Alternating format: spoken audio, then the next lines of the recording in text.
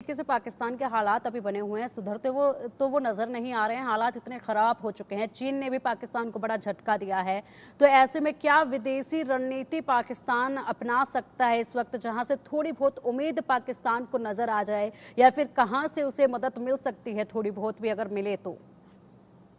जी, मैं यहाँ पर ये कहना चाहूंगा कि एक तरीके की एनार्की, एक तरीके की अराजकता फैली हुई है पाकिस्तान के पॉलिटिकल सिस्टम में।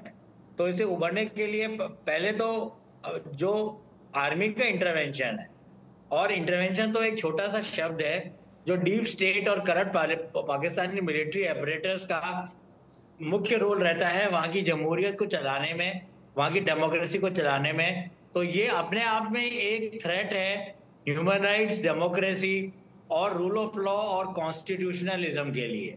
संवैधानिकता के ऊपर भी बहुत बड़ा कुठाराघात है, बहुत बड़ा आघात है। तो जब तक जब तक पाकिस्तानी मिलिट्री को सुधारा नहीं जाएगा, जब तक उन्हें बैरक्स में वापस भेजा नहीं जाएगा, तब तक ये पपेट गवर्नमेंट्स और फ्रीक्वेंट रिजीम चेंज वहां पर होते रहेंगे। पर हम ये भी कह सकते हैं कि ये बड़ी आइडियलिस्टिक स्थिति की बात मैं कर रहा हूं, या बड़ी आदर्शवाद की बात मैं सामने लेकर आ रहा हूं। तो मुझे लगता है कि जिस तरीके से इमरान खान ने ब्लेम किया जब वो जाने वाले थे, जब उनको कैद किया गया तोशाखाना केस में प्राइमरीली, और तो उन्होंने कहा कि कुछ एक्सटर्नल ताकतें जैसे अमेरिका है और वेस्ट के कुछ कंट्रीज हैं, जो लोग इंटरफेयर करके पाकिस्तान को डिस्टेबलाइज करते हैं और पाकिस्तान में एनार्किक स्टेट को ले आते हैं, अराजकता को ले आते हैं। तो एक तरीके से हम ये पाएंगे कि पाकिस्तानी आर्मी भी अपने आप को, स्वयं को, और उनका जो डीप स्टेट का मैकेनिज्म है वो रन नहीं कर रहे स्वयं को, और उनको रन कर रहे हैं अमेरिका या कुछ इंटरनेशनल कार्टेल्स, क्राइम कार्टेल्स या टेरर कार्टेल्स। क्योंकि हम देखेंगे कि टीटीपी भी वहां पर है, तहरीके तालिबान, और अफगानिस्तान में तालिबान की सरकार तो काबिज है ही। तो इनके चलते बलूचिस्तान की जैसे पहले बात की गई, एक तरीके से बड़ी अस्थिरता का माहौल है। और पाकिस्तान जो किसी कंडीशन में भारत के सामने सिर उठाकर खड़ा होता था 71 में या 99 में, और धोखाधड़ी से भारत को हराने का असफल प्रयास करता था, वो पाकिस्तान ना पाकिस्तान नहीं रह गया है। और मुझे लगता है कि पाकिस्तान में अब कहीं ऐसा ना हो कि इमरान खान को जेल से छोड़ा जाए और उन्हें वापस से वहां पे इलेक्शन हो, या फिर इमरान खान को सेफ रिफ्यूज दी जाए पाकिस्तानी जेल से। तो मुझे लगता है कि कंप्लीट अराजकता और एनार्की का माहौल है। और जब तक आर्मी का इंटरफेरेंस, जब तक पाकिस्तानी आर्मी काबिज है, उनकी इंटेलिजेंस एजेंसीज काबिज है पाकिस्तान की जमहूरियत के ऊपर, वहां के लोकमानस का उद्धार होना सर्वथा डिफिकल्ट है। और ये मुझे लगता है, अंतिम बात मैं ये कहना चाहूंगा कि भारत को भी इससे ज्यादा खुश नहीं होना चाहिए, जैसा कि हम लोग भी होते हैं कुछ हद तक, क्योंकि हमारा आर्च एनिमी, हमारा टेररिस्ट इन्फिल्ट्रेटर पाकिस्तान ही है। अगर पाकिस्तान में इंस्टेबिलिटी आती है और चाइनीज इंटरफेरेंस बढ़ता है, या आतंकवादी ताकतों की शिरकत ज्यादा होती है, तो ये एक तरीके का ऐसा कॉन्टेक्स्ट है, ऐसा संदर्भ है जो भारत के लिए भी अच्छा नहीं है। क्योंकि हमें पाकिस्तान के डेंजरस नैरेटिव को और इस अस्थिरता से हम लोग भी प्रभावित होंगे। और जब हमें पता ही नहीं चलेगा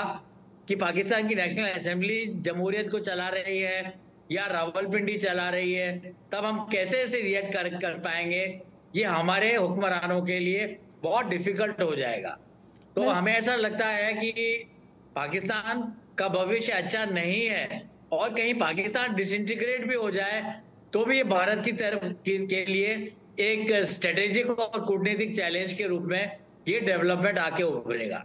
मैं यहाँ बिल्कुल पर यही कहना चाहूंगा। बिल्कुल मनन जी, आपने बिल्कुल सही कहा। पाकिस्तान का ना भविष्य अच्छा है और ना ही वर्तमान अच्छा चल रहा है। तो ऐसे में अगर बात की जाए मनन जी, जिस तरीके से आपने बताया कि ऐसा ना हो कि वहां पर अब इमरान खान को जेल से छोड़ दिया जाए, रिहाई उनको दे दी जाए। बंसल सर, आपसे जानना चाहेंगे इसी पर कि देखिए, पाकिस्तान के साथ वजीरिस्तान अफगान पश्तून इमरान के साथ हैं, खैबर पख्तूनख्वा के पश्तून पठान भी इमरान के साथ हैं, बलूचिस्तान के बलूच पठान भी इमरान के साथ हैं, और वहीं पंजाब के थोड़े बहुत पंजाबी जो हैं वो भी उनके समर्थक हैं। तो ऐसे में हर तरफ से उनको समर्थन मिल रहा है। जिस तरीके से आपने पहले भी बताया था कि उनके समर्थक काफ़ी हैं, तो ऐसे में यहाँ पर चांसेस काफ़ी देखे जा सकते हैं और वहाँ की सेना भी अब काफ़ी कमज़ोर होती जा रही है। देखिए, अभी आपने बिल्कुल ठीक कहा। अगर मान लिया पाकिस्तान में इमरान खान आते हैं दोबारा, या उनका कोई, अगर वो ईमानदारी से काम करते हैं तो उद्धार हो सकता है, लेकिन वो भी सेना की कठपुतली बन जाते हैं और उनके अंदर में भी ऐसे ही सब कुछ करप्शन भी भरा हुआ है। तोशा खाना को सामान बेच दिया, हिंदुस्तान के साथ भी उन्होंने रोमिज किया था, अच्छा नहीं किया। और दूसरा, जो पाकिस्तान की सेना और डीप स्टेट हालांकि अपने आप को नहीं संभाल पा रही, लेकिन इनके एक आदत बन गई है।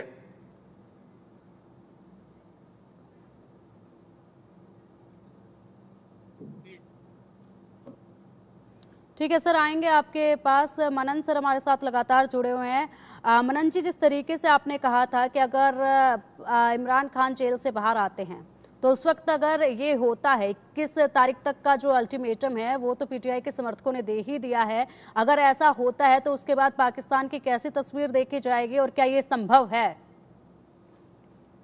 मुझे ऐसा लगता है कि वापस से इमरान खान का प्रधानमंत्री के तख्ते ताउस पे काबिज होना, ये तो मुझे पॉसिबल नहीं लगता है।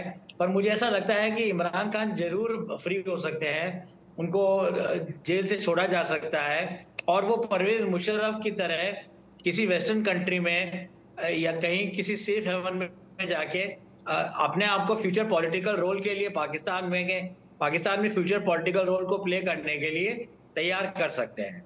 तो मुझे इसमें यहाँ पर ये बात लगती है। और जो अस्थिरता का जो माहौल है उससे वहाँ के जनमानस को बहुत हानि पहुंच रही है और पाकिस्तान की छवि पूरी तरीके से विश्व के पॉलिटिकल रजत पटल पर धूमिल सी होती जा रही है।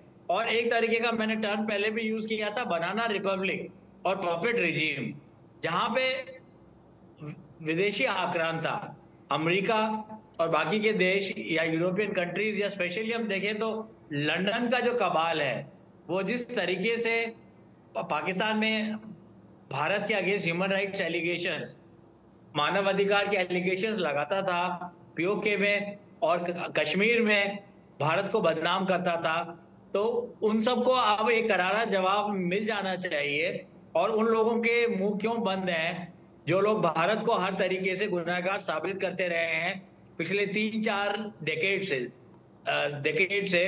तो मुझे लगता है कि ये एक तरीके से हमारी मॉरल विक्ट्री भी हो सकती है कि पाकिस्तान पर सबसे बड़ी बात यह है कि अब पाकिस्तान में आतंकवाद का सरगना कौन बनेगा, ये बात बड़ी महत्वपूर्ण है भारत के संदर्भ में, हमारी राष्ट्रीय सुरक्षा के संदर्भ में।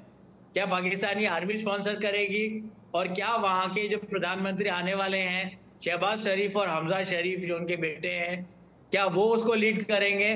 पर जहां तक हम देखें तो हमजा शरीफ और